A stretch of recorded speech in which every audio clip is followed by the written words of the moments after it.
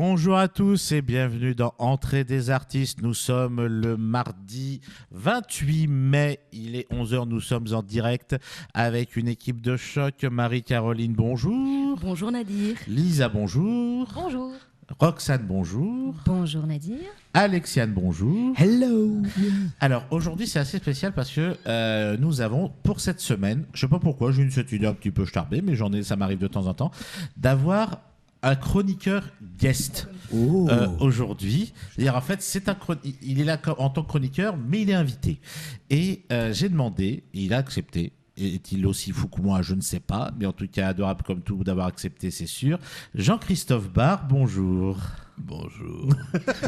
C'est notre caution maturité. T'as vu ça quand je te fais? Ouais, non, mais c'est le remplaçant de Zach. Ça fait C'est plaisir. C'est vrai que ça change de Zach quand même au niveau Dark de la voix. Vador. Donc je rappelle un petit peu. Donc Jean-Christophe est auteur, metteur en scène, comédien, producteur, diffuseur diffuseur, adaptateur. De temps en temps, il fait des crêpes aussi, mais quand il a le temps sur qu'il scène. joue Grand Non, Marnier. c'est les rognons de veau à la crème. Pardon. Et à la bolognaise. Ah bah Oh. voilà, donc, On s'arrête là, on va manger. c'est Alors, bien, ça, voilà, on doit une fois. attendre encore 1 heure pour pouvoir profiter de ça. Et notre invité du jour, Sacha Pichol, bonjour. Bonjour. Et qui vient nous parler d'un spectacle qui s'appelle Éponine Fille Thénardier, qui se joue encore pour quelques dates, alors courez-y au maximum, j'allais dire au Théâtre de l'Essayant, absolument pas, à la Folie Théâtre, pardon, non mais parce que j'ai des affiches partout Eh sur oui. la table et c'est un Ça bordel m'envahit dans ce studio, d'affiches. c'est pas croyable.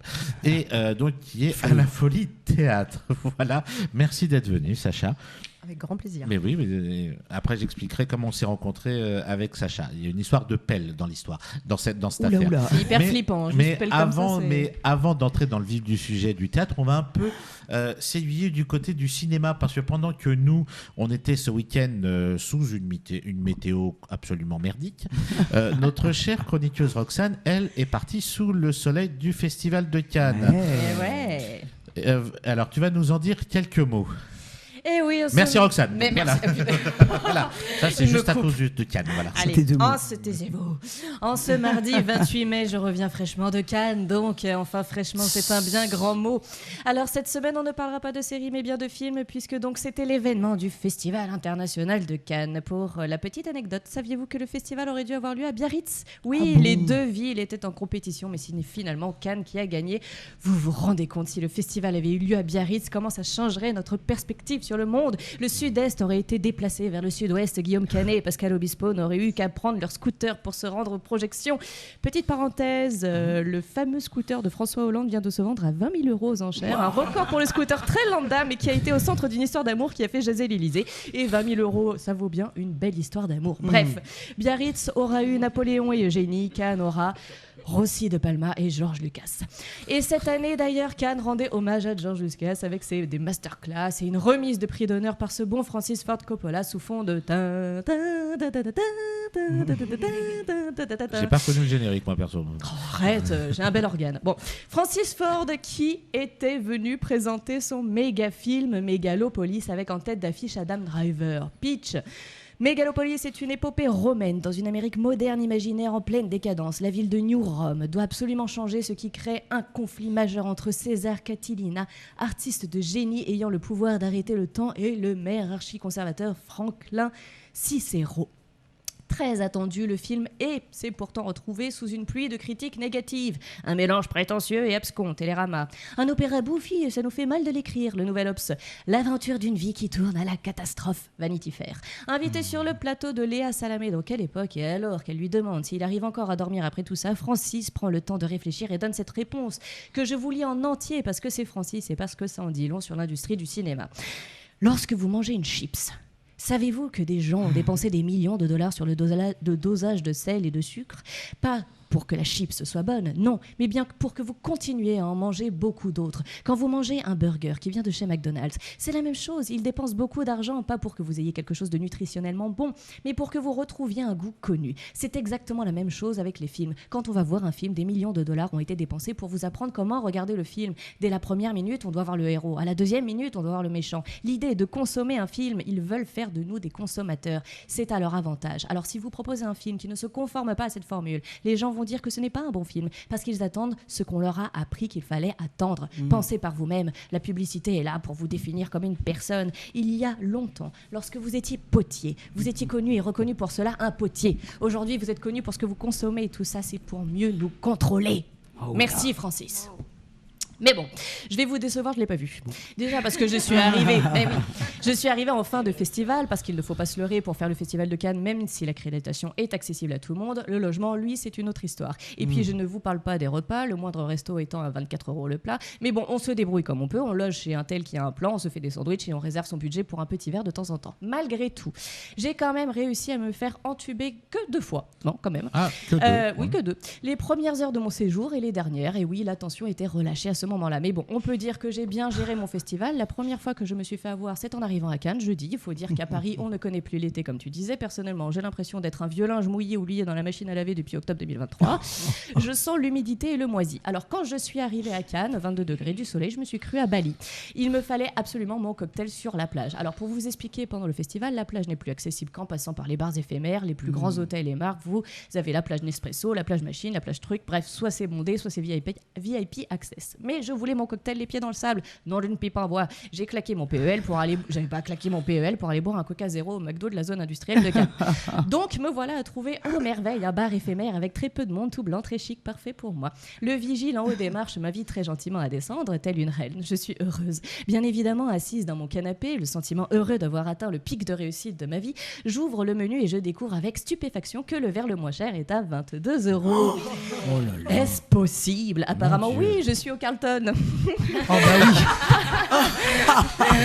Eh oui, mon budget bouffe pour 2 jours vient de partir dans un Saint-Germain Spritz. Mais bon, comme on dit, c'est Cannes. S'ensuit une petite projo, puis je suis invitée à une soirée privée. Et là, c'est open bar et je peux dire que j'ai rattrapé mon budget et j'ai rattrapé la perte monétaire de l'après-midi. Et je peux même dire que j'ai gagné des thunes. Résultat, cette première journée, de l'alcool. Mais c'est bon, oh là là. À 3h du mat, essayant de retrouver l'appartement que j'ai loué, je me promets de rattraper mon retard cinématographique en commençant avec la première projection de 8h30. Réveil 7h, les gin tonics sont toujours dans mon estomac, j'ai la sensation d'avoir déjà passé 15 jours dans ce festival, mais je me lance dans mon premier film que j'ai subi, donc je ne le nommerai pas. Devant aller voir en suivant L'amour ouf de Gilles Lelouch, je me dis que si je reste encore 2h45 sans dormir ni boire d'eau, je vais mourir. Je passe mon tour et je vais dormir. Je le regrette amèrement car le film est, paraît-il, génial, mais j'ai bien dormi, je suis requinquée. J'ai mangé un kebab, enfilé un pantalon à paillettes et c'est parti pour le film d'Emma Benestan, Animal, avec Oulaya Amamra, que l'on a vu déjà dans Divine, Le Monde est à toi ou encore Fragile, le premier film de la réalisatrice. Animal, ça se passe en Camargue, au milieu des chevaux blancs et des taureaux noirs, dans le domaine des courses de taureaux à la cocarde. Vous savez ce que l'on voit l'été, quand on est en vacances, Interville, tout ça, bon bref. Le pitch. Nejma s'entraîne dur pour réaliser son rêve et remporter la prochaine course camarguaise, un concours où l'on défie les taureaux dans l'arène. Mais alors que la saison bat son plein, des disparitions suspectes inquiètent les habitants. Très vite, la rumeur se propage, une bête sauvage rôde. Même si le film a un petit ventre mou au milieu, j'ai adoré, les images sont fantastiques, un western moderne avec comme protagoniste une fille dans ce milieu d'hommes. Je n'en dévoile pas plus, évidemment, et s'il faut aller voir le film, c'est principalement pour la réalisation. Il devrait sortir sur nos écrans le 6 novembre. Bon, rassurez-vous quand même, le vendredi soir, j'étais à la Grenadine. Donc, rebelote, le lendemain matin, je me levais à 7h pour aller voir le fabuleux Diamant brut d'Agathe j'arrive pas à le dire, mais Rédinger. Le pitch, Liane, 19 ans, vit avec sa mère et sa petite sœur sous le soleil de Fréjus. Obsédée par la folie, la beauté et le besoin de devenir quelqu'un, elle voit en la télé-réalité la possibilité d'être aimée. Le destin semble enfin lui sourire lorsqu'elle passe un casting pour Miracle Island. C'est beau, c'est doux, et puis ça parle de ces gamins baignés de télé-réalité qui sont la génération de demain. Le film sortira en salle le 9 octobre et c'est mon deuxième coup de cœur. Et enfin, dernier coup de cœur et magistral, cette fois-ci, The Substance de Coralie Farja, qui a d'ailleurs reçu le prix du scénario. Le pitch. Avez-vous déjà rêvé d'une meilleure version de vous-même? Vous devriez essayer ce nouveau produit, The Substance. Ça a changé ma vie. Avec The Substance, vous pouvez générer une autre version de vous-même, plus jeune, plus belle, plus parfaite. The Substance, c'est un véritable pamphlet féministe, un Barbie en mode gore, et clairement, ça m'a foutu une claque de cinéma. La réalisation ne laisse pas le temps bourré de références à Shining de Kubrick ou à The Thing de Carpenter. C'est rythmé, c'est sauvage, c'est girly. Demi-humour et sublimissime, ça parle de vieillesse, de beauté, de patriarcat, avec une scène incroyable d'un producteur de télévision mangeant des crevettes qui vous passera l'envie de manger ses crustacés pendant des années. Ne vous fiez pas aux articles disant que des gens sont tombés dans les pommes et nanani et nanana. C'est gore, mais c'est drôle, c'est du too much comme on le retrouve dans Tarantino. Le film n'a pas encore de date de sortie, mais c'est clairement le film qu'il ne faudra pas rater. Vous avez donc remarqué que mes recommandations sont principalement féminines. Et oui, le cru féminin était très très bon. D'ailleurs, Thierry Frémaux, président du festival, se targuait de dire que cette année, le festival de Cannes était féminin. Entre autres parce que la présidente était Greta Gerwig et la maîtresse de cérémonie Camille Cotin. Mais terminons cette chronique par quelques chiffres sur le cinéma réalisé par des femmes et présent à Cannes. Elle ne représente en fait que 19% en compétition et 0% en hors compétition. Selon le Lab, qui est une association qui milite pour la parité dans le cinéma, entre 2013 et 2022, la moyenne européenne de la part des films de réalisatrices est passée de 19,9% à 22,4%. Elles sont en majorité dans le documentaire parce que c'est un domaine où le budget est le plus bas.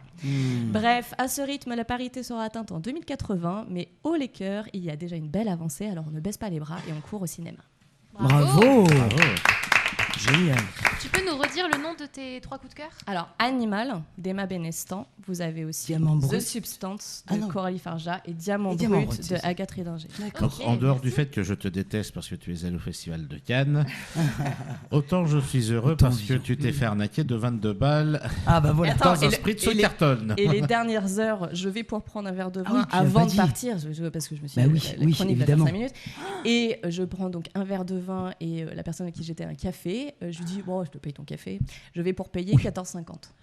Un verre de vin, café, 14,50. Pétard. Dernières heures, et après, je suis rentrée à Bon, ça Paris. c'est un peu. Et c'était les Paris, dernières ça heures du peut PEL marcher. par la même occasion. C'est le même prix à Biarritz. Bah, remarque, je pense que ça aurait été le même prix en effet. Complètement. Sacha, donc tu es venu nous parler donc d'un très beau spectacle qui s'appelle Éponine Fille Thénardier, une pièce écrite par Barbara Lecomte, mis en scène par Aurélia Frachon. On est mardi matin, oui, je bafouille aussi, et moi je suis pas allé à Cannes. Et Oh, bah où ça, tu- on l'a où compris. tu Hein. es toute seule Jalouse. sur scène, mais ça sera tout pendant toute l'émission, je vais te le rappeler ça. Voilà. Pour laquelle tu es toute seule sur scène, cette Oui. pièce. Alors, on va faire un résumé. En fait, le résumé va être très court. C'est en fait, on a face à nous Éponine Thénardier, qui donc ça démarre où elle est en train de faire la rue, elle mendie, et à partir de là, on va redécouvrir son histoire de son enfance dans la fameuse auberge familiale, jusqu'à la fin. La fameuse fin tragique sur les barricades avec Marius. Donc ça, je sais que quand on s'est rencontrés, donc j'explique l'histoire de l'appel. Je travaillais comme attaché de presse d'une pièce à Avignon l'année dernière, et Sacha jouait une pièce qui s'appelait L'oublié du cimetière de Greenwood. Et en fait, elle était tout le temps... Elle jouait la gardienne du cimetière. Une fossoyeuse. Une fossoyeuse, donc elle avait tout le temps une pelle à la main, y compris pendant le tractage. J'ai passé un mois avec une pelle. Ah là là. Voilà. Si, si. Et en fait, J'avais des bras hyper musclés après. ouais, parce que la pelle était lourde, je l'ai portée aussi. Et vu que je me gênais pas pour la charrier, puisque elle aussi elle se gênait pas non plus, elle me menaçait de me filer des coups de pelle à chaque fois qu'elle me voyait, et moi de lui filer des coups de pelle dès qu'elle m'emmerdait, mais avec la sienne. Et d'amour. déjà à cette époque-là, tu m'avais parlé du spectacle Éponine Fille Thénardier, donc c'est un projet qui te tient énormément à cœur. Oui. Parce que ça fait combien de temps qu'il a démarré ce projet? Aurélia m'a contacté en septembre 2022 pour me proposer le projet. Et on a commencé les répétitions en, je dirais, mars-avril 2023. Et tu as commencé à la Folie Théâtre. Et à la Folie, j'ai commencé le 8 mars 2024. Ouais, donc voilà, il y a eu quand Il y a même 2 mois. un an entre le moment où vous avez démarré les répétitions et le moment où la pièce a commencé à se jouer. Donc, qu'est-ce qui a donné l'envie donc à l'autrice Barbara Lecomte d'écrire sur Éponine, uniquement sur le personnage d'Éponine Thénardier? Barbara a vu un seul en scène il y a 3-4 ans sur Jean Valjean, joué par Christophe Delessart. Et en sortant de ce seul en scène, en fait, le personnage de Jean Valjean dans ce seul en scène ne parlait pas du tout des filles Thénardier, ni d'Azelma, ni d'Éponine. Et en sortant, Barbara avait juste ça en tête de comment s'appelaient ces 2 filles, les 2 filles de Père Thénardier. Elle n'arrivait pas à retrouver, elle a fait ses recherches et elle a donc retrouvé Éponine et Azelma. Et c'est surtout Éponine qui l'avait marquée quand elle était plus jeune. Elle avait vu le film avec Jean Gabin de 1980, il me semble. Non, beaucoup plus. 1958 ou Ça doit être plus ça, alors je dis des bêtises. 1958. Heureusement, on a notre caution maturité. Voilà. Fiche-toi avec Bourvil. Ça évite de C'est un, dire peu des bêtises. c'est un peu le Henri Chapier de l'émission. Non, en mais fait. c'est un des meilleurs Misérables, mine de rien. Je trouve qu'il Oui, est voilà, très c'est ce bien qu'on fait. n'arrête pas de me Ouais. dire aussi. C'est ce qu'on n'arrête pas de me dire. Ventura était très bien, mais justement, Robert Hossein vu- avait fait un truc un peu plus. J'avais eu la pompeux. version avec Ventura. Ils ont tiré en et tout. téléfilm après. Ouais. Mais je trouve que celle avec Gabin est beaucoup plus Et intéressante. mieux. Mais la plus belle, excuse-moi, c'est Harry Bor en 1933. C'est magnifique. C'est en ok. noir et blanc, mais c'est exceptionnel. Il était un grand acteur. Ok, d'accord. Bienvenue à la Je le dis. radio. Oui, je sais que ça fait un peu vieux con, mais c'est c'est pas grave. Et sa femme, c'était la directrice du théâtre des Mathurins. Allez, vous pouvez continuer. Waouh. Voilà, donc. Mais Bah, non, mais, heureusement non, mais, prends-toi à Roxane, c'est elle qui se fout de toi avec cette histoire de radio Montmartre. J'adore, on peut se moquer, c'est pas grave. Oui, oui. Oui, D'accord. parce que- Donc, après cette La culture. intermède historique, Merci. donc, Parce que je disais des bêtises dans les dates. donc, absolument pas. Non, non, C'est non, non, Ventura 80 en fait. D'accord. Et donc, oui, donc Barbara. Non, pardon. Ah, le blanc qui a suivi. Ah, Ouais, je il y a eu t'ai un foutu une Mais de ambiance. toute façon, personne n'est là pour vérifier, donc il peut dire n'importe quelle date. Oui, oui. Non, Paf, si- il prend son portable. Bim. Allez. Non, mais arrêtez ou ça va finir en, ça va finir en finir en octogone allez, cette allez, émission. On reprend. Donc, pardon, laissez parler l'invité. Pas lui, l'autre, Sacha. Oui, donc Barbara a repensé à ce personnage qui l'avait fascinée quand elle était petite fille. Elle s'est remise, elle a relu Les Misérables et elle s'est dit pourquoi pas faire une pièce sur Éponine et pourquoi pas en faire un seul en scène. Et donc elle l'a écrit Super. je sais plus combien de temps, mais je sais quand c'est en janvier 2022, elle avait complètement terminé Mhm. et elle l'a proposé à Aurélia, qui avait joué l'année d'avant un spectacle que Barbara avait écrit sur Rosa Bonheur. Aurélia jouait le personnage de Rosa Bonheur dans cette pièce et elle avait beaucoup aimé la façon de voir d'Aurélia en tant que comédienne, mais aussi artistiquement parlant. Aurélia, elle est aussi réalisatrice, elle est monteuse, elle fait du dessin, donc elle a beaucoup de capteurs artistiques un peu partout. Et donc ça a semblé logique à Barbara de proposer la mise en scène à Aurélia, qui l'a accepté avec grand plaisir. Et Aurélia devait choisir sa comédienne, c'était son seul travail de pré-pièce. Et Aurélia est venue me voir jouer L'oubli du cimetière de Greenwood, ma fameuse pelle, et m'a proposé juste après le rôle, que j'ai accepté avec grand plaisir. Ah, mais parce que moi, pour l'avoir vu il y a un petit moment déjà, c'est vrai que déjà à la base, c'est très intéressant parce que voilà, on connaît tous Les Misérables, soit en l'ayant lu, soit en ayant connu Harry Bor en 1933 ou Jean Gabin Oh, mon Dieu. en 55 ou Ventura Il a 150 ans. en 80, mais il fait pas son âge, Jean-Christophe. Ou même pour Il avoir a de la vu- culture, c'est tout. Oui, ça veut dire Oui. ça veut dire qu'on est des vieux cons, Pas nous, comme en nous. fait, enfin, des jeunes cons. Je m'intéressais à ça, j'y peux Voilà. rien. Soit pour avoir vu plus récemment, c'est pas celui que je préfère, mais la version musicale avec Hugh Jackman. Ah oui. Euh, On n'est pas sur les mêmes rêves. Non, mais Anna Thaoué, enfantine, était très très bien dedans. Moi, j'ai trouvé dans cette version-là. Elle était bien. Oui, si, était bien. En tout cas, c'est un peu un mythe qui se réécrit tout le temps. Quoi. Voilà, c'est quelque chose qui serait écrit tout le temps, mais c'est vrai qu'on n'avait jamais eu le prisme d'Éponine Thénardier. Et donc toi, Lisa, tu l'as vu également, tu vas nous en parler dans un instant. C'est vrai qu'on a une vision qui est très particulière. On voit Les Misérables, mais pas du tout de la même manière. Et ça met vraiment en avant un personnage, j'ai dit très secondaire de ce roman culte de Victor Hugo, de ce chef-d'œuvre. Et voilà, l'écriture de Barbara est très belle parce qu'on a vraiment l'impression qu'on est dans Les Misérables. Elle est vraiment, on a limite l'impression que ça aurait même pu être Victor Hugo qui l'aurait écrit. On me demande souvent si c'est un texte de Victor Hugo qu'on ouais, a ouais. retrouvé. C'est vrai moi que- aussi, Je trouve que c'est l'un des plus beaux compliments qu'on puisse faire à Barbara parce que Moi, Ah ouais, j'ai- c'est génial. Ah, c'est vraiment, beau, c'était dis la donc. question que Ah j'allais ouais. poser parce que moi, j'ai trouvé que le texte était très proche de l'écriture de Hugo et je me suis demandé s'il y avait tout ou partie qui était extraite des Misérables ou réécrite vraiment. il y a à partir d'un- quelques extraits quelques évidemment. extraits, ouais. Oui, il y a Mais en certaines tout cas, phrases qui sont sorties ouais. directement des Misérables, mais je dirais que 75% de l'écriture c'est Barbara. C'est très réussi du coup parce qu'on voit pas ce passage d'une écriture à l'autre quoi finalement. C'est Mm. très lié et c'est très proche du style d'Hugo.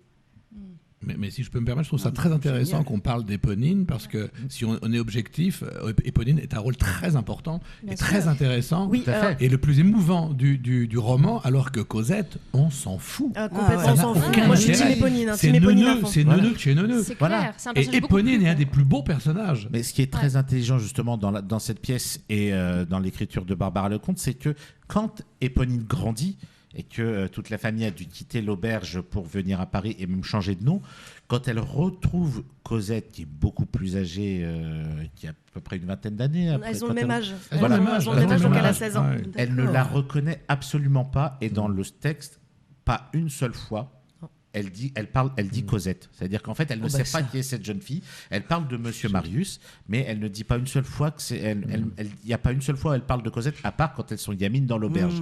Et dans l'autre partie, c'est ça que j'ai trouvé super, c'est qu'on met vraiment de côté le personnage de Cosette. C'est elle, c'est Éponine, c'est Marius. C'est les patrons Minette, voilà. Thénardier, Ouais. oui. C'est un personnage en tension en fait. Elle est tenue d'un côté par les Thénardier, sa famille, l'autre côté Marius. C'est vachement c'est génial. Ouais. Son Ce qui est personnage est intelligent, génial. c'est que dans cette version, dans la deuxième partie, elle tient tête. Il y a une scène qui dure à peu près plus de 5-10 minutes à peu près, où elle tient tête à son père et à toute sa petite bande. Faut voir l'intensité dans laquelle le joue Sacha. Alors, c'est une scène qui tenait vraiment à cœur à Barbara parce que c'est une des scènes dont on nous parle le plus souvent aussi, surtout les personnes qui sont hyper à fond Victor Hugo et tout. Je pense notamment à l'association des amis de Victor Hugo qui nous a fait surtout ce retour sur cette scène-là parce que souvent dans les adaptations des Misérables, donc on oublie un peu Éponine est un peu effacée et tout. Mais il y a cette scène-là où elle tient tête à son père et au patron Minette qui est complètement oubliée à chaque fois, mais qui existe dans le livre et que Barbara a mis dans le texte. Et c'est le truc qu'on nous a dit, c'est génial d'avoir mis cette scène-là où ça montre vraiment toute la complexité d'Éponine et son côté... et sa violence côté héroïque, intérieure. sa violence intérieure et son amour infini pour Marius. Parce que quand elle se met face à... Bon, je vais peut-être pas tout spoiler.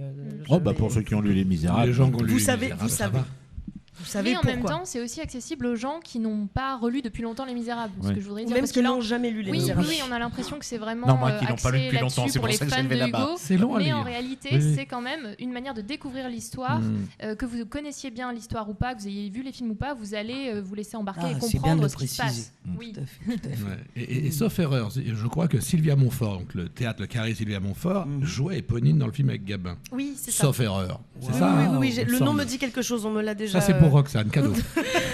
J'allais refaire une Excellent. blague et je me suis faite toute seule, j'ai ri à côté. Non mais tu peux, Je me suis dit, alors, c'est bon, tu je peux vais y pas- aller parce que d'habitude c'est C'est moi qui cadeau. dis les saloperies. Non, mais Donc je là tu trouve peux ça le faire. très très bien qu'il y ait Jean-Christophe parce que vraiment c'est Il y a un notre côté Père caution. Castor. Ouais, il y a un petit Oh c'est Père agréable. Fouras, Père On Castor. dirait qu'il a préparé. Alors Lâché. Père Fouras, Père Castor. Mais non, mais c'est passionnant, ça. C'est vraiment agréable Mais ça. c'est passionnant, je trouve. Donc Ça c'est l'est. c'est sur ces surnoms un petit peu sympathiques et bizarres. Ouais c'est vrai que Mais on aime, hein, moi je valide.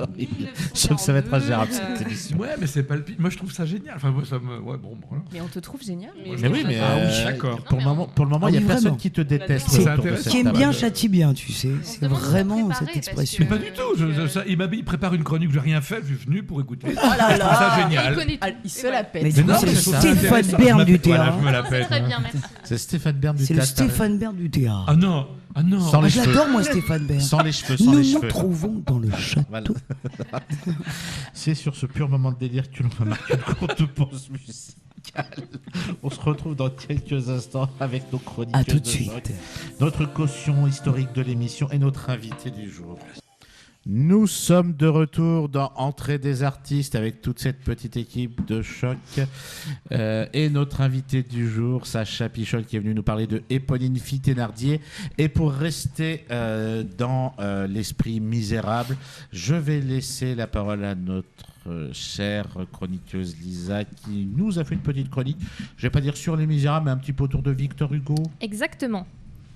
Eh bien oui, puisqu'avec notre invité Sacha, le thème du jour est Les Misérables de Hugo, j'ai cherché des faits étonnants sur Hugo lui-même et j'ai décidé de les mettre du plus connu au plus méconnu. Il y en aura 3. Et on va passer un peu plus de temps C'est sur un le vrai premier. ou faux Merci pour ton enthousiasme, Alexis. C'est un vrai ou faux? Non, c'est non, ça, c'est on tout est vrai. Ah, c'est pas un jeu, Tout j'ai est dit tout vrai. à l'heure. Alors, premièrement, le plus académique, on va dire, mais vous verrez que j'ai découvert beaucoup de choses là-dessus en faisant cette chronique, c'est que Hugo est au cœur d'une véritable guerre de gang littéraire, la bataille d'Hernani. C'est vraiment fantastique, la bataille d'Hernani. Je vous plante le décor. Cette pièce, Hernani, Hugo l'a écrite en seulement 27 jours, et alors qu'il n'a que 27 ans. Elle va donner lieu à une bataille politique, littéraire, mais aussi générationnelle. car c'est un véritable manifeste romantique pour choquer les glabres, comme on les appelle à l'époque. Qui sont-ils ? Eh bien, ce sont les classiques, ceux qui, car un peu vieillissants, ont souvent le crâne chauve, se rasent la barbe, contrairement à la jeune avant-garde des romantiques, qui est chevelue et hirsute. Pourquoi c'est... Parce qu'on a tous regardé Jean-Christophe. Voilà, bon, c'est un peu comme aujourd'hui, c'est une bataille générationnelle, vous l'aurez compris. Voilà. Ces classiques ont envie de garder un théâtre qui corresponde au code du classicisme, qui à l'époque ont quand même un peu vieilli. Les classiques n'apprécient pas de voir rentrer à l'Académie française le jeune Victor Hugo. Et justement, dans cette pièce, Victor Hugo veut montrer ses principes littéraires. Un plus grand réalisme, fini la pudeur extrême des classiques, on doit pouvoir tout représenter sur scène, mais aussi la fin des unités de lieu et de temps que Hugo trouve ridicules. Avant même la première date, Victor Hugo sait que les tensions vont se déchaîner. Les classiques vont venir voir la pièce exprès pour ruiner le moment. Les comédiens sont à cran, ils s'attendent à se faire huer et à devoir jouer devant des gens qui se battent. La première a lieu le 25 février 1830, une date restée historique. Hugo a préparé son gang, sa team. Théophile Gautier en tête, qui n'a que 18 ans. Mais aussi Gérard de Nerval, qui, à 21 ans, a recruté un max de soldats dans les écoles d'art. Ils sont répartis à des endroits stratégiques dans la salle pour pouvoir couvrir les huées avec leurs applaudissements. Génial. Ouais. Et effectivement, dès que la pièce commence, les chauves font semblant de dormir ou sifflent les vers, notamment le premier qui contient un enjambement célèbre, donc ça allait contre les règles du classicisme. C'est à l'escalier, dérobé.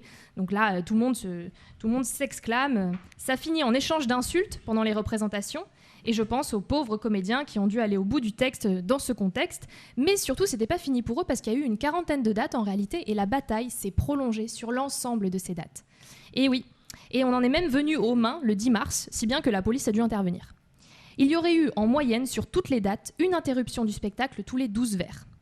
Victor Hugo recevra des menaces de mort durant toute l'exploitation, tellement que des romantiques amis l'escortent tous les soirs de la sortie du théâtre à chez lui. Ah ouais. Ouais. Comme quoi on parle des réseaux sociaux, mais au final... C'est pareil, à l'époque. c'était les journaux beaucoup aussi à l'époque Ouais. qui s'engrainaient là-dessus.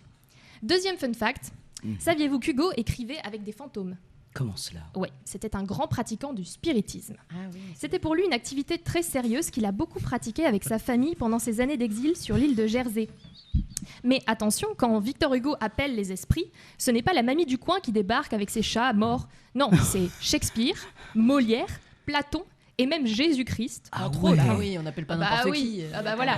Oh, le repas. Et tout le monde arrive, ils viennent lui donner des conseils ou simplement lui 20 faire des à volonté, en louanges. plus, du coup. Oui, Il toi y a aussi, Jésus. tu es un grand. Voilà. Il y a Raël et il y a Victor Hugo avant. Hugo fera un très grand nombre de séances qui seront répertoriées dans un ouvrage qu'on peut trouver aujourd'hui, le Livre des tables.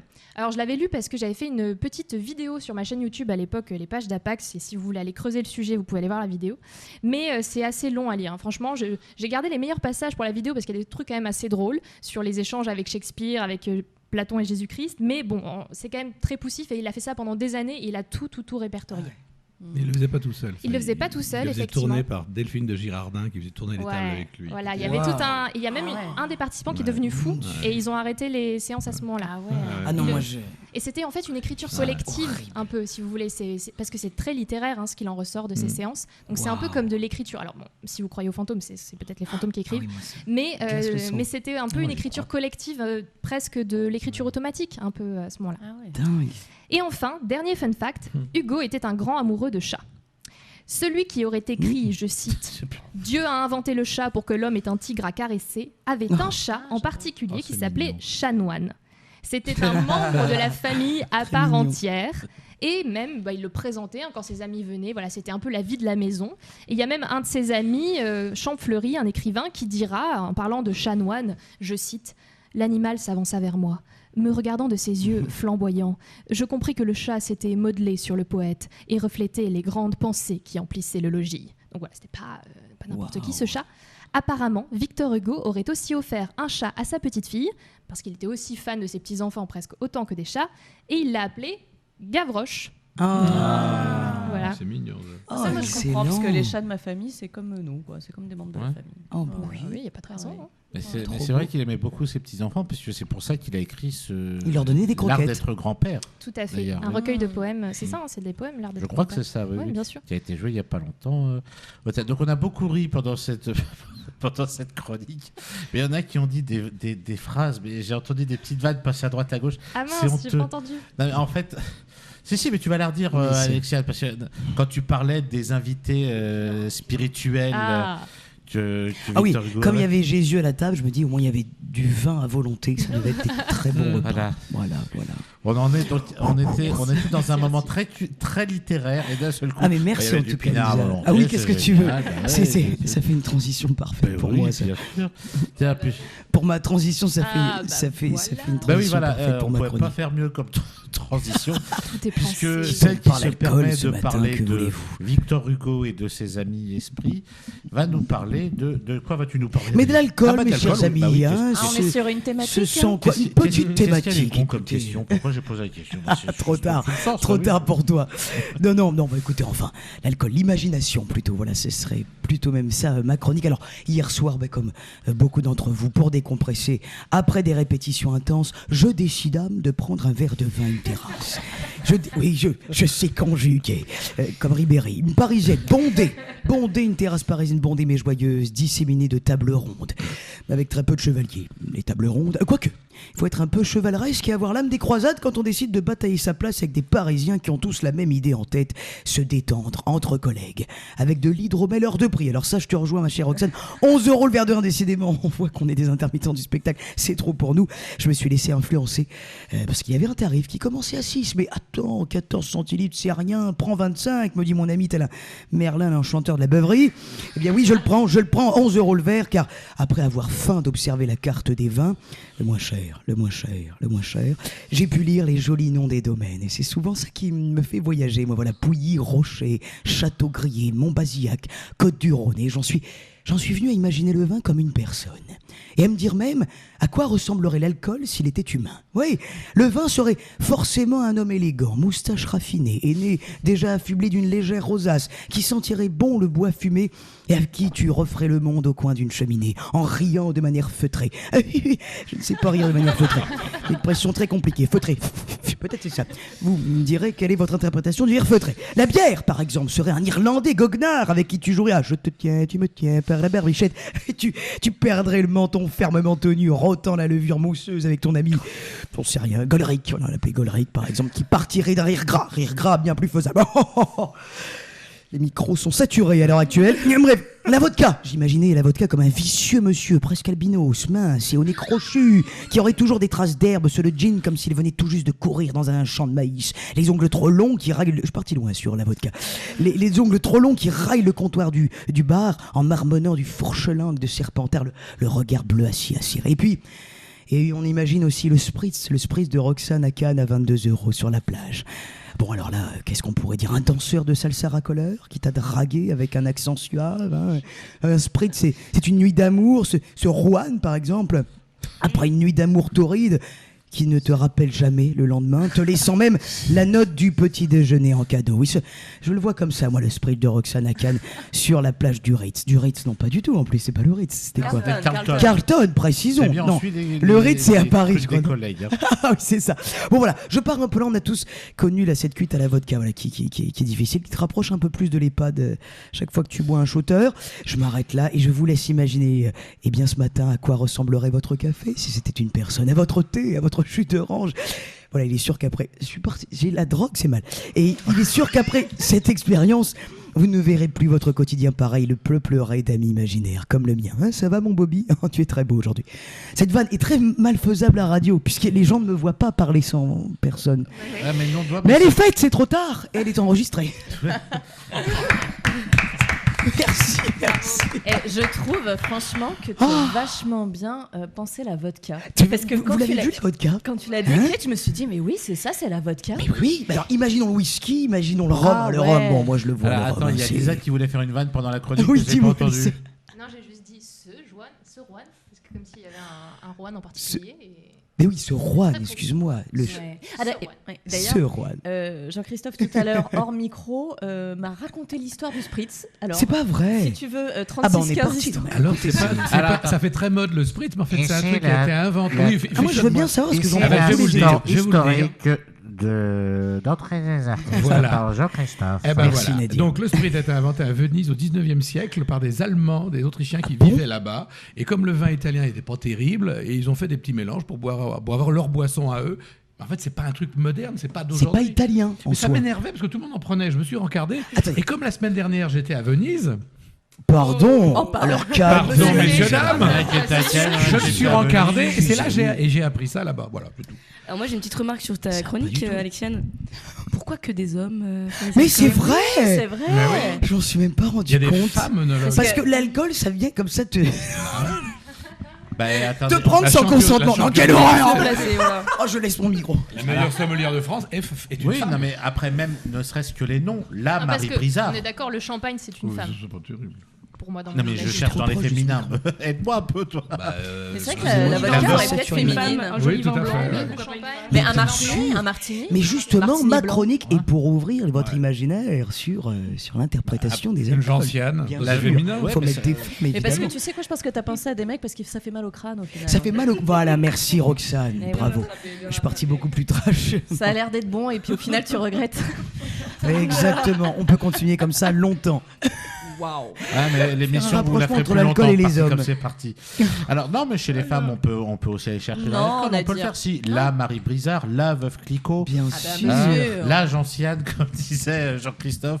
Attends, l'absinthe, c'est la L'absinthe. fée verte, c'est Voilà. l'absinthe, c'est la Sauf fée que là, verte. pour voilà, le coup. qu'on surnomme la fée verte. Donc, hein, celle qui rendait fou et aveugle, hein, c'était pas un mec. Ça Voilà. rend Non, mais on n'a aveugle. pas besoin de ces blagues sur les femmes finalement. Non, finalement, ça va. Non, non, Ça mais. passe moins bien comme c'est quelque On chose. était bien, on était bien. Il y a On un peut bar enchaîner. dans le 11e d'ailleurs qui s'appelle Non, c'est Oui, vrai, la la fée verte. Oui, oui. Et alors, ils Rue te de la servent Roquette. l'absinthe, j'adore, Ah dans ouais, les c'est grosses génial. bonbonnes. Ah et bah, donc, tout c'est quoi avec s'explique. le petit sucre. Et d'ailleurs, j'avais Ça pas s'explique compris qu'il pourquoi fallait dans cet attendre que état-là. ça se distille. J'ai Mais bu les attends, c'est bonbons dingue entiers, qu'ils aient plaisant. le droit parce que ça a quand même été interdit pendant longtemps. Alors, l'absinthe, ça dépend comment en elle est France. faite. Non, maintenant, Non, elle Je est crois plus qu'il y a un interdite. truc qui est revenu là. il y a- Elle est oui. revenue, mais elle est moins forte C'est que. pas la Ah même. non, Pas elle la est moins même, ouais. forte. Ah oui, ça rendait aveugle. Souvenons-nous de Maupassant et de toutes En ces fait, ça scènes où les gens distille se sur deviennent un fous petit avec la sucre comme ça. Moi, j'avais jamais vu. Ouais. C'est des espèces C'est de trop fourchettes joli. cuillères Ça s'appelle un triangulaires. Exactement. canard, ça, Troué. Alexia. Tu mets le sucre Tu mets le dessus, petit ça sucre et coule. hop, ça coule et après ça je devient sais pas. vert par le sucre en fait. Donc Petite, là- petite anecdote de mon Oui. adolescence, on allait chercher, je vivais dans le sud-ouest, on allait chercher l'absinthe en Espagne et on la buvait dans une petite cuillère avec le sucre Ah bah oui. chauffé. Et tu chauffes ça dissout le... Quand t'étais petite. Comme l'héroïne Non, quand finalement. j'étais ado, pas petit. Alors, Mais ça dans Vous un buvez petit l'absinthe Suisse. comme de l'héroïne. Exactement. dans un petit gervais. Et Dans on un se petit l'injectait gervais, avec c'est des super bon. seringues. Ah bah bravo. Donc Ah bah là, oui. nous sommes d'accord qu'un mardi à midi moins le quart, on est On a quand même envie en de train de parler donner d'alcool. la recette de l'absinthe quand Mais même. oui, bien Eh, sûr. écoute, Voilà. on est dans Il n'y a une pas émission d'heure, culturelle. il n'y a pas d'heure pour Hein boire. Et de l'héroïne. Et de l'héroïne, Une talbe oui, d'alcoolique. voilà. Et de donner les adresses. Ah bah voilà, tu peux te la mettre fée une race à verte, Paris. 11e Rue de la arrondissement, Roquette. rue Oui, de la parce que Roquette. l'héroïne est une absolument. héroïne finalement. Bah oui. Et bien sûr. Et l'éponine, elle faisait partie, elle était dans une auberge. hein. Héroïne. Ah bah, Tout est lié. Voilà. Alors, on va les liens. On va faire les la liens. dernière coupure musicale et on va revenir avec un jeu, mais à la fin de ce jeu, il y a quelque chose qui aura un petit rapport avec Victor Hugo auquel je viens de penser. Ah, Mais je vous dis rien, je vous laisse réfléchir légèrement. Allez-y. c'est l'ébullition. On marque une courte pause musicale et on se retrouve. Oui, mais je fais très calme. Oui, vu les conneries que je viens d'entendre, je fais très calme. Et je vais prendre un petit verre d'absinthe pendant la pause. Moi, j'en ai besoin. Oh, à Une tout de petite, une suite. petite pause musicale et à tout de suite. Nous sommes de retour pour les dernières minutes d'entrée des artistes avec nos chroniqueuses de choc, notre chroniqueur guest et notre invité du jour, Sacha Pichol, qui est venu nous parler d'Éponine Fille-Thénardier. Et je me suis un peu amusé parce que donc Sacha jouant un personnage littéraire connu, j'ai demandé en loose day à mes chroniqueurs s'ils avaient déjà joué des personnages historiques, des personnages fictifs ou littéraires, ou autres, ou historiques ou vivants. Vous m'avez compris, me faites pas répéter, ça m'énerve. Et je vais... Non mais pas vous, je parle aux auditeurs. Là, pour le coup, vous avez rien dit.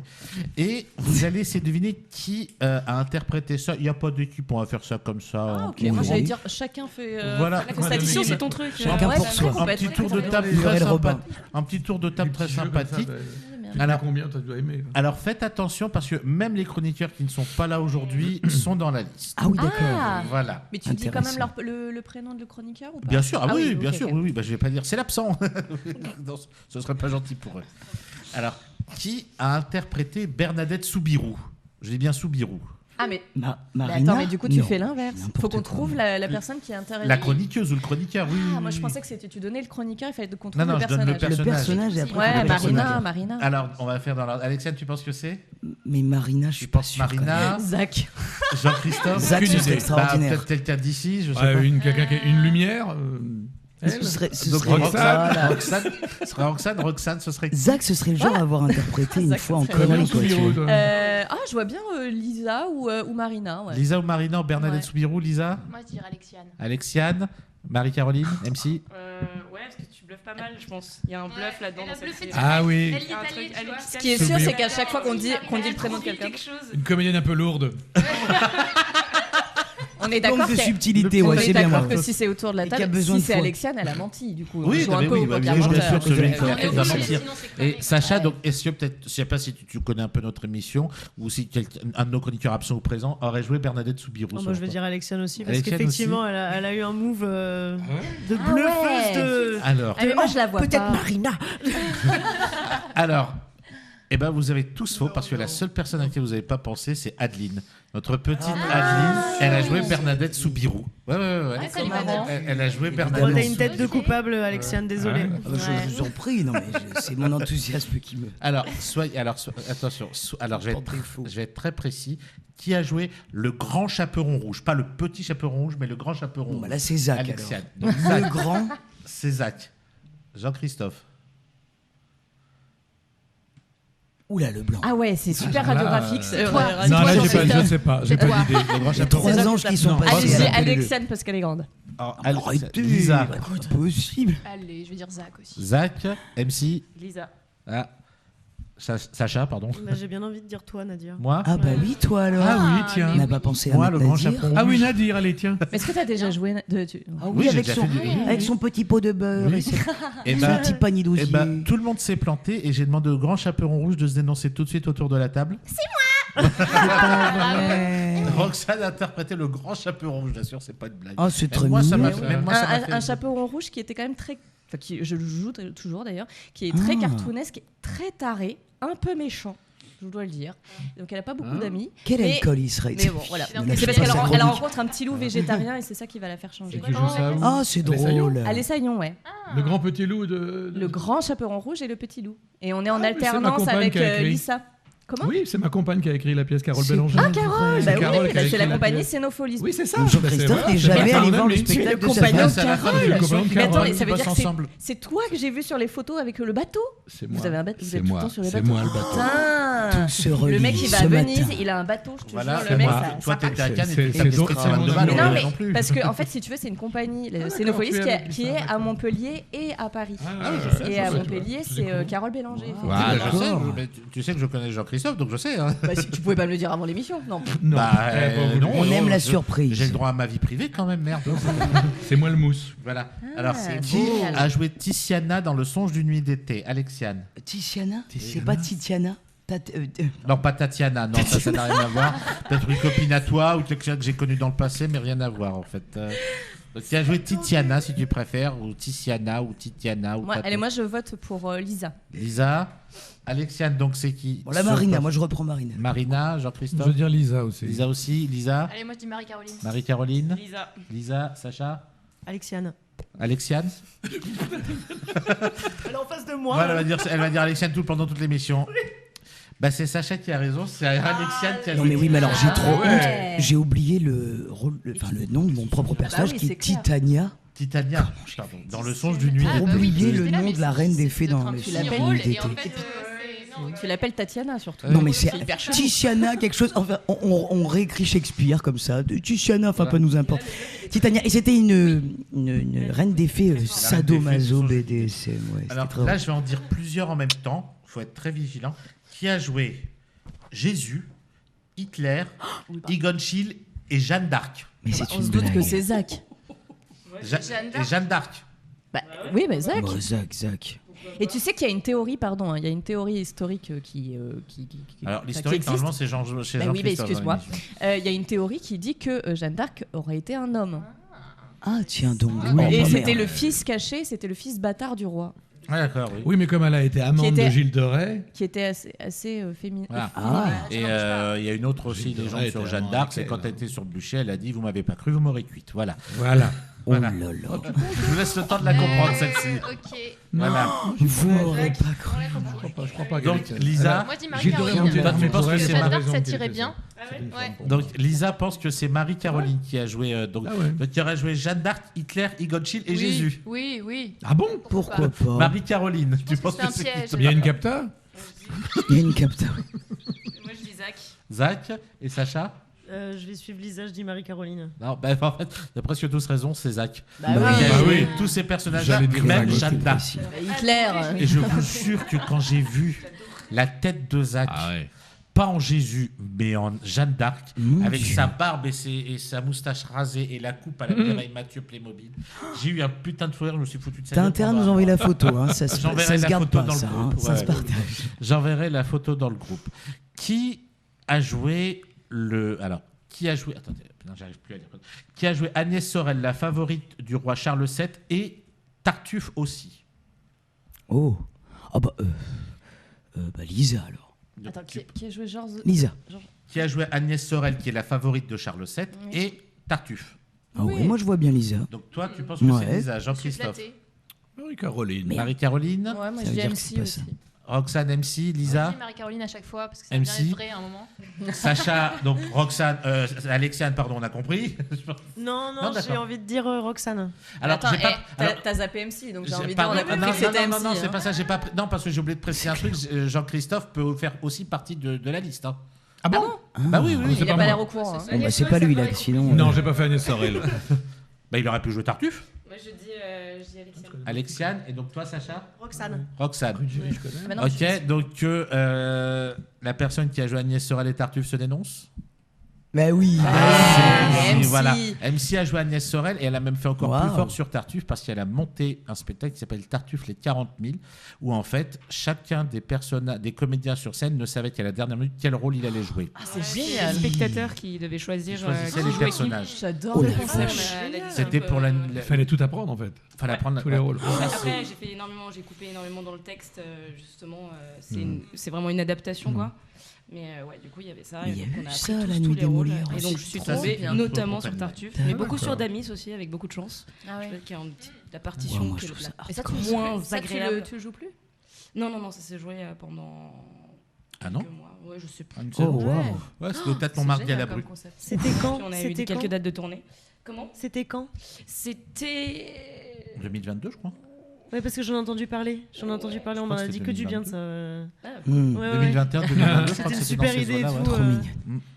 Alors, qui a joué Oui. merci. Qui a joué Voilà. Michel Galabru, le pape et Vidocq. Bon, bah là c'est c'est Jean-Christophe. Jean-Christophe. hein, et à un moment donné. À un moment Non, mais donné, non, le Non, pape. c'est Zach, je dirais ça. Je pense que c'est Ouais, ça. c'est ça.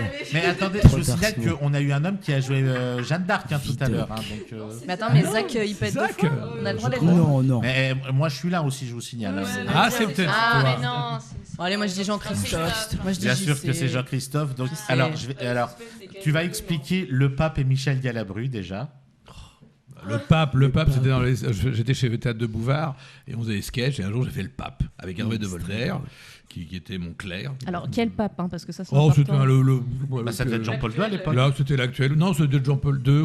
Oui, ça doit être un truc comme ça. Pie Je pense que XII. c'est en 98, alors ça doit pas. Bah, c'était Jean-Paul II. C'était Jean-Paul II. Galabru, bah, c'est à l'émission Galabru, qui était mon prof de théâtre quand j'étais élève, Waouh. était venu à l'émission et comme je l'imitais, Bouvard m'a demandé de faire un sketch en imitant Galabru qui découvrait que son fils était homosexuel. Donc j'ai fait tout le sketch. Voilà comme Galabru. Eh bien, et j'étais content, ça s'est bien passé. Merci. Tu fais trop bien. Voilà, C'est voilà, impressionnant. Enfin, on se croirait dans Ça, les c'est grosses pour têtes. l'anecdote. On aurait dû faire croire que. À côté les grosses têtes là quand même. On aurait dû faire croire que c'était notre invité. Et ça pourrait être pas mal, ça, ouais. Et, Alors, ouais, on aurait pu faire du spiritisme. ouais. Un homme charmant et adorable. Comme Victor il Hugo. était Et un adorable merveilleux comme comédien. tout, ouais. Et Vidocq, bah, parce que tout simplement, Jean-Christophe, c'est comme ça qu'on s'est rencontrés, a écrit une pièce sur Vidocq et il interprète le personnage de Vidocq dans cette pièce. Qui est une très belle pièce d'ailleurs. Et en fait, c'est pour ça que je voulais faire un peu un pendant avec ce que tu racontais, Lisa, parce que dans la pièce que tu as faites sur Vidocq, il y a Victor Hugo. Il y a Victor Hugo qui était jeune, parce que Victor Hugo s'est complètement inspiré de la vie de Vidocq. Et ils se sont rencontrés, ils se sont parlé. Et Delphine de Girardin, qui était une salonnière de l'époque, qui invitait dans ses salons Balzac, etc., qui avait 36 ans à l'époque, faisait tourner les tables. Et c'est elle qui va initier Hugo plus tard à tourner les tables, notamment à Jersey. C'est C'était génial. très à la mode à l'époque, j'ai l'impression que ça se faisait beaucoup dans les séries. Oui, c'est des Dans les petites salons, notes comme ouais. ça. C'était un tabouret à 3 pieds qui devait tourner. Je sais pas. Ouais. Je sais Non, pas trop, J'adore, mais- attends, c'est Moi, ça vachement. m'arrive Mais c'était de très faire, ça. intéressant. Ah non, moi, ça me fait trop peur. Et donc Vidocq a je le raconté ferai sa jamais. vie de bagnard et Jean Valjean, mais il a pratiquement tout pompé. Parce qu'on retrouve dans la vie de Vidocq plein d'éléments dans Les Misérables. C'est Vidocq. Ok. Toutes les aventures qu'il a eues. Alors, Voilà. Waouh. Qui a joué C'est énorme. sur scène un personnage qui s'appelle Sinusite. Je vous assure, c'est pas une blague, Sinusite.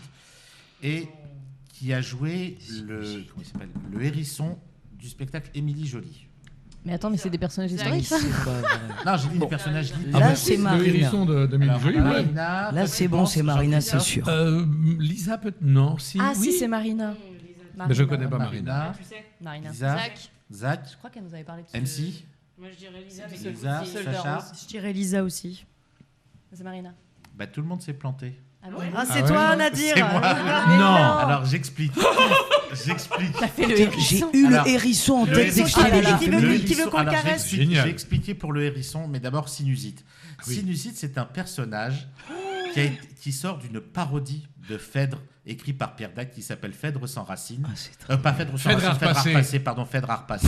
Et en fait, non, Phèdre sans racines, parce que j'ai une Phèdre pièce qui s'appelle Harpacé, Phèdre sans racines. ouais. Ça s'appelle Phèdre Harpacé. Créé au Tintamarre en 80. Voilà, et les deux Trop fort. et les deux larbins de Phèdre s'appelaient Sinusite et Pednone. Et je jouais le C'est personnage vrai, de c'est Sinusite. vrai, c'est vrai. Et la petite anecdote concernant le hérisson d'Émilie Jolie, oui.